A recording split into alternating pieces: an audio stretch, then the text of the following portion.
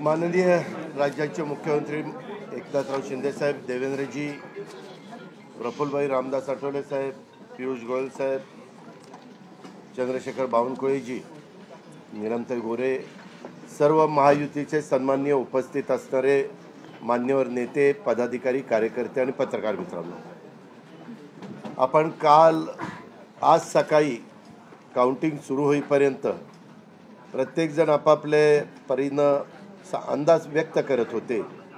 काल तर मी स्वतः वेगवेगळ्या चॅनलला बघत होतो, म्हणजे आम्ही तिघं कशातच नसल्यातच जमा होतो. बाकीच्यांच्या गाड्या फिरवणं, ड्रायव्हिंग करणं, इकडं जाणं तिकडं जाणं, इतकं काही सुरू होतं की आम्ही पहिल्यांदा 1:45च्या पुढं जाऊ आम्हाला वाटत होतं. कालचं सगळं बघितल्यानंतर आम्हाला वाटायला लागलं की आपण कुठंतरी खाली जातोय का काय. परंतु महाराष्ट्रातल्या जनतेने विकासाकडे बघून महायुतीला प्रचंड अशा प्रकारचं जे यश प्राप्त करून दिलंय, त्याबद्दल महाराष्ट्रातल्या तमाम जनतेचं महायुतीच्या वतीनं, व्यक्तिशः माझ्या वतीनं मी त्यांना मनापासून धन्यवाद देतो, मनापासून आभार मानतो. सगळेच कार्यकर्ते राबले, उमेदवार राबले, सगळे सहकारी घटक पक्षाचे, मित्र पक्षांचे सगळे आमचे सहकारी त्याच्यामध्ये स्वतःला झोकून दिलं आणि सगळ्यांनी ही निवडणूक आपली स्वतःची निवडणूक आहे असं समजून त्या ठिकाणी कामाला लागले. आमच्या ज्या योजना होत्या, योजनांच्याबद्दल बरंच थोडीशी चेष्टा मस्करी करण्यात आली, आम्हाला त्याच्यामध्ये दोष देण्यात आला, आमची थोडंसं टीका टिप्पणी करण्यात आली की राज्य कंगाल केलं, अमुक झालं तमुक झालं. परंतु नंतर त्यांचे जाहीरनामे बाहेर आल्यानंतर आम्हाला ते दिसलं की हे काय चाललेलं आहे, कसं चाललेलं आहे, कुठलाही हिशोब न ठेवता अशा प्रकारचे जाहीरनामे बाहेर आले आणि आपण सगळ्यांनी त्या ठिकाणी पाहिलं. आम्ही मुळात काय केलं, लोकसभेच्या निवडणुकीच्या निमित्तानं आम्हाला मोठं अपयश आलं. म्हणजे महाराष्ट्रामध्ये आम्हाला तिघांनाही वाटलं नव्हतं की बाबा अशा प्रकारचं आपल्याला अपयश मिळेल, परंतु ते मिळालं. आम्ही ते मान्य केलं, त्याच्यातून आम्ही पुन्हा सावरण्याचा प्रयत्न केला.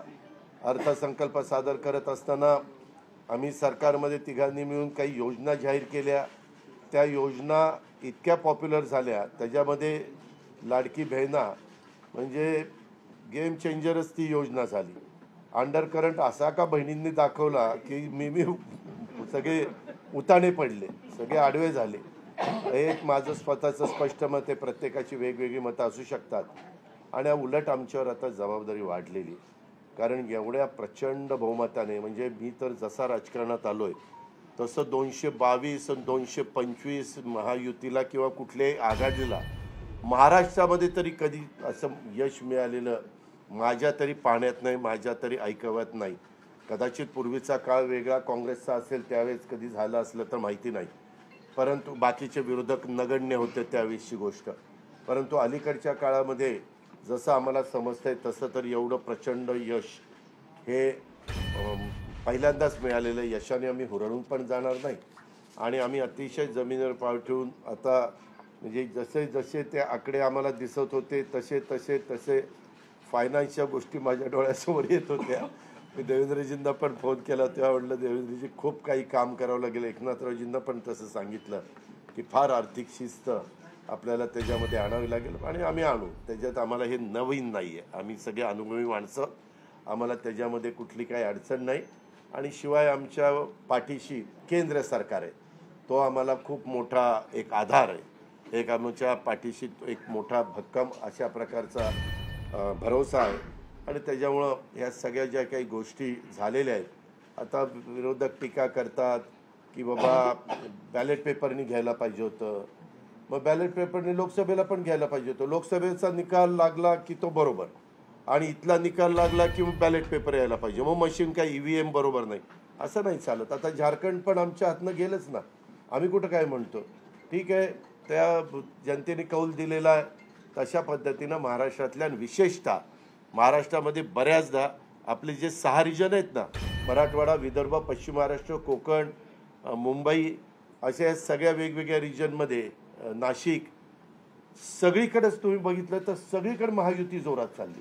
असं कुठं नाही की मागच्या वेळेस कसं झालं, आम्हाला झटका दिला तो मराठवाड्याने दिला. आमची एकच जागा त्यावेळेस भुमरे साहेबांची आली संभाजीनगर सिटीतली, बाकीकडे सगळीकडे आम्हाला दारुण पराभवाला सामोरं जावं लागलं आणि तसं ह्यावेळेस झालं नाही. तुम्ही जर अंदाज घेतला तर सगळीकडेच चांगल्या प्रकारे महायुतीला यश मिळालं. काही जागा गेल्या त्या फार थोड्या मतांनी त्या बाबतीमध्ये गेलेले आहेत असंही चित्र. आणि मीडियावाल्यांनो, मला एक तुम्हाला इलेक्ट्रॉनिक पण आहे, प्रिंट पण मीडिया आहे, मला एक कळत नाही, तुम्ही खऱ्या बातम्या देत चाला ना. जे खऱ्या देत नाही त्यांना मला म्हणायचं, तुम्ही बाकी सगळे खऱ्या बातम्या देतात त्याच्याबद्दल दुमत नाही.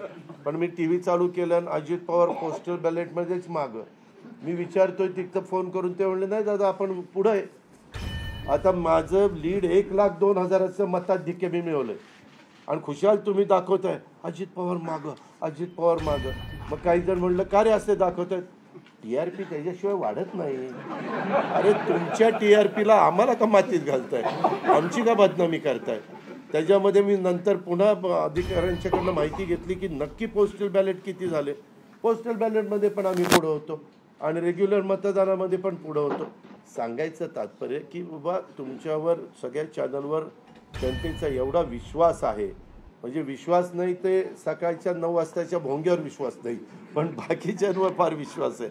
माझं एवढंच म्हणणं आहे की खऱ्या बातम्या दिल्या तर काही वाईट होणार नाही.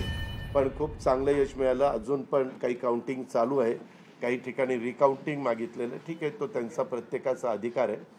पण खरोखरीच सगळ्याच राज्यातली जबाबदारी महायुतीवर वाढलेली आहे आणि त्या उलट आम्हाला अधिक जास्त बारकाईनं इथून पुढं काम करावं लागणार आहे. कारण एवढं दैदिप्यमान यश ह्या सगळ्यांनी मिळून दिलेलं आहे आणि जनतेचे मानावे तेवढे आभार कमीच आहेत. म्हणजे काय आता त्यांच्याकरता, म्हणजे त्यांच्या ऋणातच आम्ही राहू इच्छितो. आणि 5 वर्ष अक्षरशः अतिशय एकोप्याने ही युती शेवटपर्यंत कशा पद्धतीनं काम करेल आणि जनतेने टाकलेल्या विश्वासाला कुठल्याही परिस्थितीमध्ये तारा जाऊन दिला जाणार नाही. अतिशय चांगल्या पद्धतीनं राज्याच्या सर्वांगीण विकासाच्या करता जसं आम्ही विकास हा केंद्रबिंदू मानून पुढं गेलो, तशाच पद्धतीचं काम हे इथून पुढच्या काळामध्ये देखील महायुतीच्या वतीनं त्या ठिकाणी चालेल अशा प्रकारची खात्री मी आपल्या पत्रकार मित्रांना पण देतो आणि आपल्यामार्फत महाराष्ट्रातल्या तमाम जनतेला देतो. पुन्हा एकदा मतदार बंधू भगिनींचं, सर्वांचं, मीडियाचं, इलेक्ट्रॉनिक, प्रिंट सर्वांचं मी मनापासून आभार मानतो, मनापासून धन्यवाद देतो. धन्यवाद. अरे मराठी मातृभाषा अभिजात भाषेचा दर्जा आत्ताच दिलाय ना, लगेच विसरायला लागला? नाही नाही, ते दिल्लीत माहिती बोलतात. मी माझी भावना मगाशीच मांडली आहे की केवळ आत्ता एवढंच सांगेन की महाराष्ट्राच्या जनतेसमोर आम्ही नतमस्तक आहोत. जनतेने ज्या प्रकारचा विजय दिलेला आहे, खऱ्या अर्थानं हा विजय एक प्रकारे आमची जबाबदारी वाढवणारा विजय आहे. देशाचे प्रधानमंत्री मोदीजींवर महाराष्ट्राने दाखवलेला विश्वास आहे आणि त्यामुळे आता आम्हाला खूप काम महाराष्ट्रामध्ये करावं लागेल याची आम्हाला जाणीव होते आहे. म्हणून पुन्हा एकदा महाराष्ट्रातल्या सगळ्या मतदारांच्या चरणी आम्ही नतमस्तक होतो आणि त्यांना आश्वस्त करतो की त्यांनी जो विश्वास दाखवला आहे त्या विश्वासाला आम्ही तडा जाऊ देणार नाही. सगळ्यांचे अतिशय मनापासून आभार.